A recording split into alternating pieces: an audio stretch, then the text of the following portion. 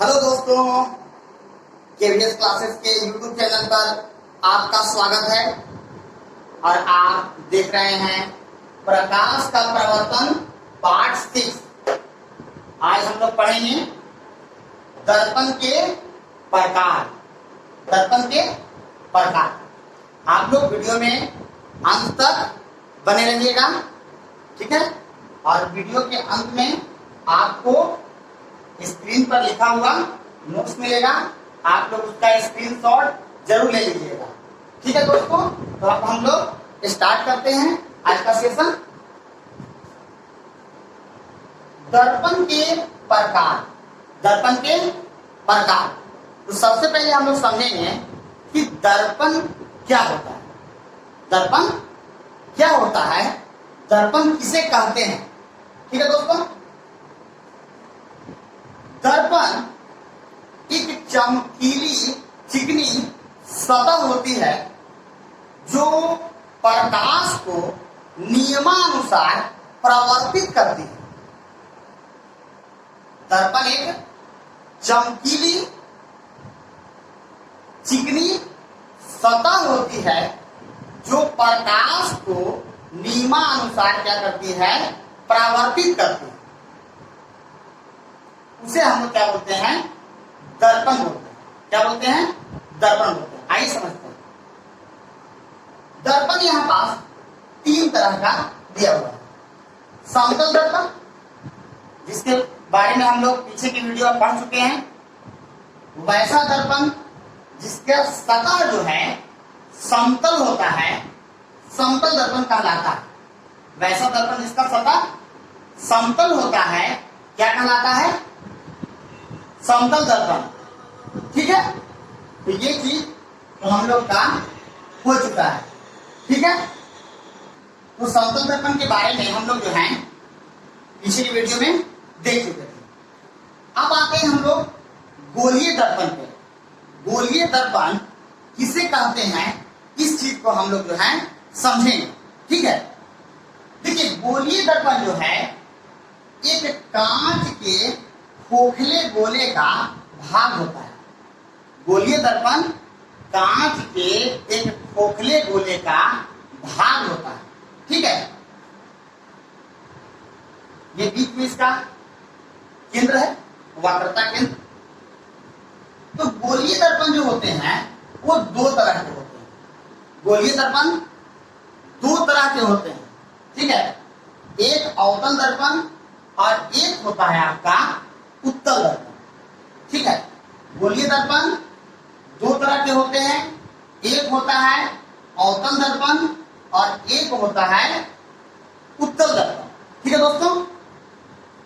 देखिए, अवतल दर्पण का कैसे निर्माण होता है और उत्तल दर्पण कैसे बनता है, इस चीज को हम लोग समझें, ठीक है।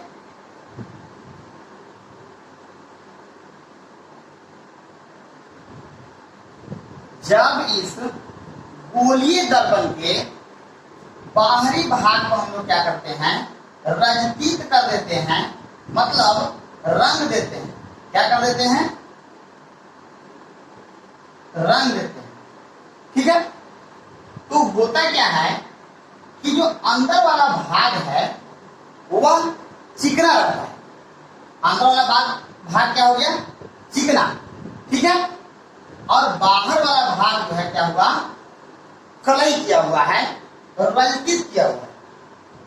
तो ये जो दर्पण हुआ ये अवतल दर्पण हुआ। तो हम लोग समझ गए कि वैसा दर्पण जिसका अंदर का भाग क्या हो, धंसा हो, चिकना हो, उसे क्या बोलेंगे हम लोग, अवतल दर्पण कहेंगे। क्या कहेंगे, अवतल दर्पण, ठीक। उत्तल दर्पण को आप देखते हैं, ठीक है।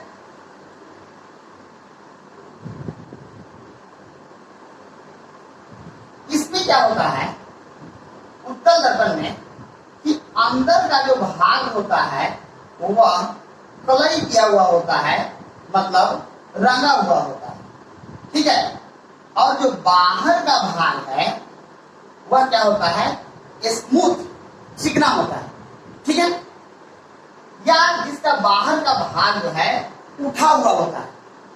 उत्तल दर्पण, उत्थल दर्पण, उठा हुआ, जो परावर्तित भाग है, जो परावर्तन करेगा प्रकाश की किरणों का, वह भाग जो है क्या है, उभरा हुआ है।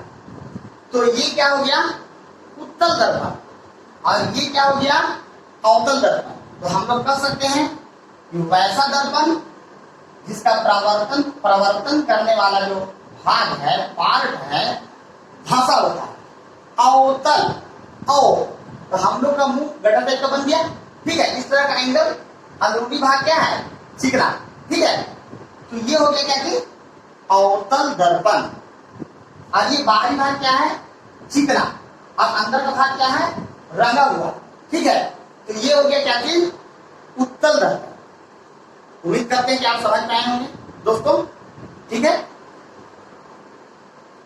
तो गोलीय दर्पण दो प्रकार के, अवतल दर्पण और उत्तल दर्पण।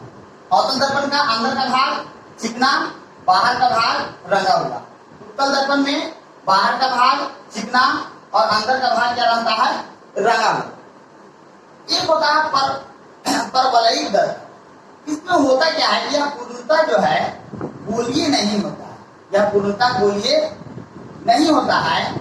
इसे हम लोग क्या बोलते हैं, परवलयिक दर्पण कहते हैं, ठीक है, पैराबोलिक मिरर। ठीक है दोस्तों, बात आप समझ पा रहे होंगे, ठीक है। अब हम लोग गोलीय दर्पण में कुछ पदों के बारे में हम लोग समझेंगे। उससे पहले बस थोड़ा सा हम लोग जो है सर्किल के बारे में समझ लेते हैं। सर्किल, वृत्त, ठीक है। आप लोग मैथ में पढ़े होंगे, वृत्त क्या होता है, एक स्थित बिंदु से, एक स्थित बिंदु से, एक स्थित बिंदु हो गया, समदूरस्थ, सम मतलब बराबर, समदूरस्थ बिंदुओं के बंध से बनी आकृति को हम लोग जो है वृत्त कहते हैं। समदूरस्थ, ई बिंदु से हर जगह ढेर सारे जो बिंदु मिलते नहीं ना, रेखा बनता है, ठीक है। तो सब जगह का दूरी क्या है, बराबर, क्या है, बराबर। इसको हम लोग क्या बोलते हैं, सर्किल बोलते हैं। क्या बोलते हैं, सर्किल, वृत्त, क्या बोलते हैं, वृत्त। और ये जो बाहर वाला भाग है, ये जो घेरा है, इस घेरे का नाम है परिधि। क्या नाम है, परिधि। और इस घेरे से, परिधि से केंद्र तक की जो दूरी है, इसको हम लोग बोलते हैं रेडियस, त्रिज्या। और डबल हो गया, इसको बोलते हैं व्यास, डायमीटर, ठीक है दोस्तों। अब हम लोग गोलीय दर्पण में विभिन्न पदों के बारे में जानेंगे, ठीक है।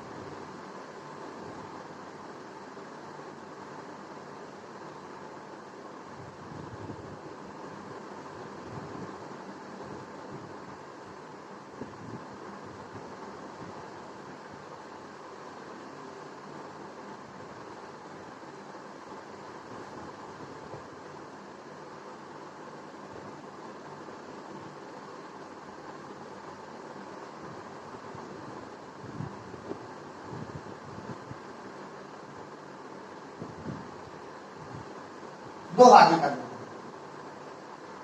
देखिए दोस्तों, ये जो बाहर की ओर रंगा हुआ है, ये आपका हो गया क्या चीज, अवतल दर्पण। और जो बाहर की ओर क्या है, चिकना है, वह क्या हो गया, उत्तल दर्पण। तो इसका जो मध्य भाग होता है यहाँ पास, ठीक है, या इसका यहाँ पास, इसको बोलते हैं हम लोग ध्रुव, पोल। क्या बोलते हैं? ध्रुव बोलते हैं, पोल बोलते हैं, ठीक है। और इस ध्रुव से जिस तरह से सर्किल में त्रिज्या होता है, जिस तरह से सर्किल में त्रिज्या होता है, ठीक उसी तरीका से इस गोलीय दर्पण में भी त्रिज्या होता है। अर्थात हम लोग कह सकते हैं वहां पास था कि परिधि से केंद्र तक की जो दूरी है वह त्रिज्या कहलाती थी। ठीक उसी तरह यहाँ गोलीय दर्पण में ध्रुव से वक्रता केंद्र के बीच की जो दूरी है वह वक्रता त्रिज्या कहलाएगी। क्या कहलाएगी? वक्रता त्रिज्या। ध्रुव से वक्रता केंद्र तक की दूरी को हम लोग क्या बोलते हैं? वक्रता त्रिज्या बोलते हैं, ठीक है।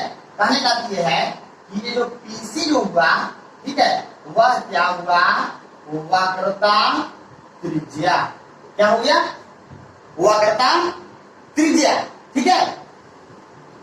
अब ध्यान दीजिएगा दोस्तों कि ये त्रिज्या का मध्य में, त्रिज्या के मध्य में एक बिंदु होता है, इसे बोलते हैं हम लोग फोकस। ये क्या हो गया? ध्रुव। ये वाला जो है ये क्या हो गया? पीसी हो गया त्रिज्या। अब ध्यान दीजिए, ध्रुव और वक्रता केंद्र के बीच में जो बिंदु है इसे बोलते हैं फोकस, या इसे बोलते हैं मुख्य फोकस, ठीक है। फोकस या मुख्य फोकस, ठीक है। अब एक चीज थोड़ा ध्यान दीजिएगा आप लोग कि ये जो पॉइंट है ये क्या कहलाता है? मुख्य फोकस कहलाता है। क्या कहलाता है? मुख्य फोकस। लेकिन आप लोग थोड़ा सा गौर कीजिएगा कि ध्रुव और फोकस के बीच की दूरी को फोकस दूरी कहते हैं। ध्रुव और फोकस के बीच की जो दूरी है इसे फोकस दूरी कहते हैं और इसे स्मॉल एफ से सूचित करते हैं। मुख्य फोकस को कैपिटल एफ से सूचित करते हैं और फोकस दूरी को स्मॉल एफ से सूचित करते हैं। और ये जो आप लाइन देख रहे हैं इस तरह से पोल को छूते हुए, वक्रता केंद्र होते हुए यहां पास पोल को क्या कर रहा है? छू रहा है। तो ये जो है कहलाता है हम लोगों का प्रधान अक्ष या मुख्य अक्ष। क्या कहलाता है? प्रधान अक्ष। प्रधान अक्ष या इसी को कहते हैं मुख्य अक्ष। क्या कहते हैं?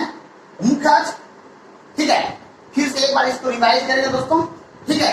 आप समझिए ये क्या है? ये दर्पण का मध्य बिंदु ध्रुव, ध्रुव से वक्रता केंद्र, ये क्या कहलाता है? वक्रता केंद्र, ठीक है दोस्तों, समझ लीजिए।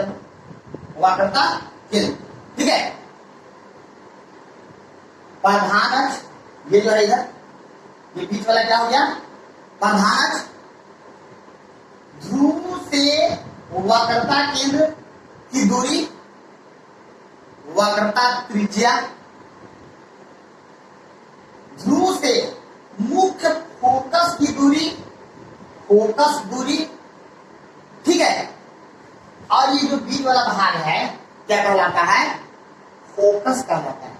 क्या कहलाता है? फोकस।